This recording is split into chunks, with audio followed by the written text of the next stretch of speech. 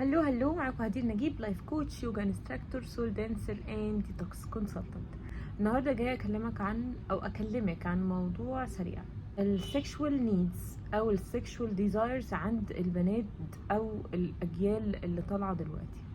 لو اتكلمت بشكل عام عن ليه الحاجه اللي فيها البرودكتس اللي فيها سكس، او انه الناس دلوقتي بقت طول الوقت بتلاقي انه كل البنات او كل الولاد او كل الناس اللي منتشره على السوشيال ميديا في حته كده بترمي على physical attraction. انا بسيك الاتنشن ناحيه جسمي، بسيك الاتنشن ناحيه ان انا مهمه في الحته دي، او ان انا عندي حاجه قويه هنا وقيمتي في الحته دي اكبر حاجه.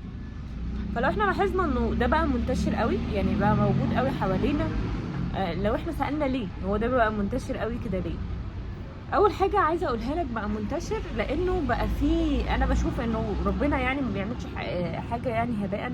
بشوف انه في حكمه من ربنا الانتشار ده، انه ربنا بيبقى عايز الناس تتغير بشكل معين. يعني لو كان في منتاليتيز بتهاجم ده بشكل قوي، تبتدي تفهم انه ده موجود، وتبتدي تفهم انه انت مش لازم ترفض شكل من اشكال الغلط، او شكل من اشكال الحاجات اللي مش صح في الارض. يعني ما تفضلش انك مثلا لو انت اسره تفضل تشاور على ولاد فلان ان هم عندهم ازاي سايبين بنتهم كده، ازاي سايب ابنه كده، ازاي بنتهم بتلبس كده. تبتدي تتقبل ان ده موجود في بيتك، في موبايلك، في كل حاجه حواليك. ممكن يبقى موجود جنبك في ابنك وانت ما تعرفش، ابنك بينزل صور او فيديوهات وانت ما تعرفش، بيعمل سكس شات على الموبايل وانت برضو ما تعرفش. المهم ان انت تبتدي تتقبل انه الغلط بيبقى تجربة، مش الغلط انك بتعممه وواقف بتحكم بيه على الناس.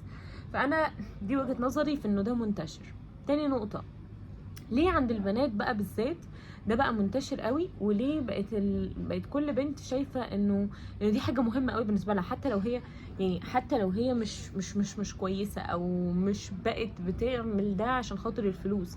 لا، هي بقت حاسه بان دي نيد قويه قوي عندها، وان هي نفسها تعملها بشكل مستمر، وهي مش عارفه ليه. يعني هي بقت البنت مش فاهمه هو ده ليه بقى موجود بشكل قوي عندي، وانا مهتميه قوي بالموضوع، ودايما دي نيد لازم يعني افولفلت واضمن ان هي موجوده، يعني اشحنها او البيها واضمن وجودها. يعني لو انا ما بقاش عندي علاقه، ممكن ادخل في علاقه جست عشان هي تفل او تفولفل الحته دي، تديني شعور بالرضا في الموضوع ده، تديني استقرار في الحته دي، واضمن ان انا مش هحس ان انا مش مشبعه فيها، وافضل متمسكه بالعلاقه عشان العلاقه بتمدني بالسكشوال نيد او بتديني الاحتياج الجنسي. طب ليه بقى ده ليه بيحصل، وليه بقى منتشر قوي بالنسبه للبنات؟ تاني هقول انه احنا من كتر ما احنا واحنا صغيرين اتحط فينا بالمنتاليتي القديمه، اتحط فينا انه جسمك هو عار عليكي، لازم طول الوقت تسعي انك تغطيه باي شكل.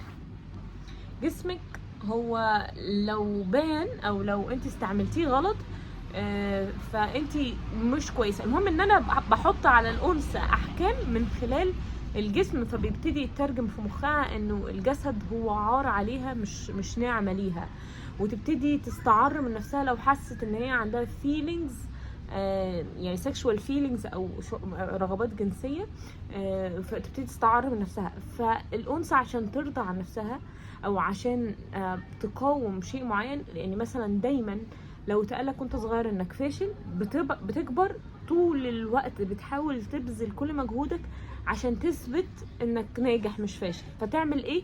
يا تفضل تفشل اكتر، ماشي، تفضل تخش في حاجات وتفشل وتقول انا بفشل ليه، ما انت عشان بتقاوم الفشل.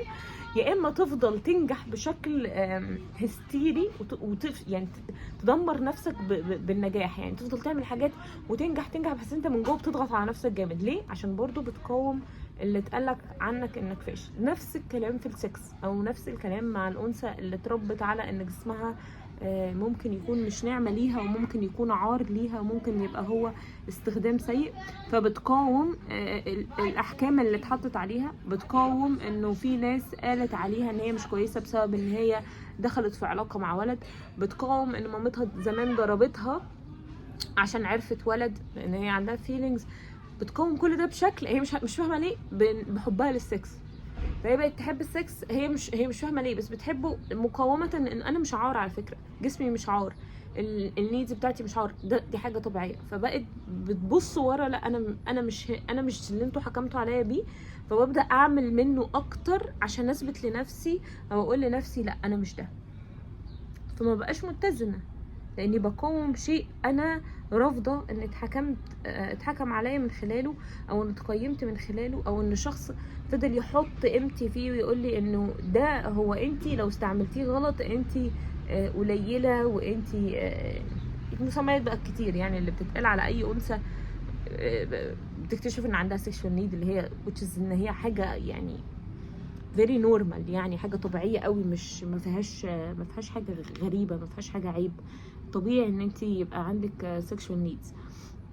فتاني هقولك، انت لو ده بيحصل معاكي شوفي انت بتقاومي ايه، شوفي مين كان دايما يقولك غطي، كان دايما يقولك البسي، كان دايما يقولك لا طول ما انت قاعده غطي نفسك مثلا، او لو دخلتي في علاقه تعاقبتي، او لو حد كان بيحبك وحكم عليكي عشان انت مثلا مسكتي ايده او بوستين، انا مش هتجوز واحده انا بوستها مثلا، ممكن ده اللي يكون متحوش. شوفي انت بتقاومي ايه، وحد حكم عليكي من خلال جسمك بايه، وابتدي اتنازلي عن انك تغيري حكمه، او ان انت تسعي من هناك. اسعي بانه رايك ده في الزباله، رايك ده ملوش اي لازمه بالنسبه لي.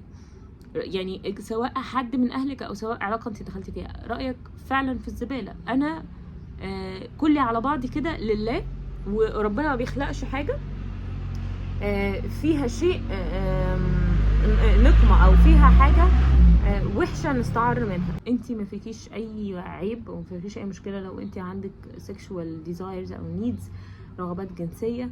انت طبيعيه جدا، ولكن عدم التوازن جاي من وعي قديم او فكره قديمه اتحشرت في دماغك من الاجداد. ساعات بناخد الافكار بتاعت سابع جد وتامن جد، فده طبيعي. شوفي بس واي انك تشوفي انت بتقاومي ايه او بتتحركي من ايه وتحرري منه، هتلاقي نفسك متزنه، هتلاقي نفسك مستقره، هتلاقي نفسك النيد دي بتاخديها بشكل اصح اول ما تتحرري. يا رب يكون الفيديو فادك، واشوفك في فيديو تاني. ما تنسيش لو عايزه اي استشاره، احنا عندنا كورسات كتير اونلاين وباسعار حلوه جدا، عندنا ريتريتس، عندنا حاجات كتير قوي ممكن تفيدك. ممكن تدخلي على البيج وتشوفي، او تبعتي للتيم هيوصلوكي بيا شخصيا، ونبدا نديك ديب ونشوف المشكله فين ونحلها. اشوفك في فيديو تاني، باي باي.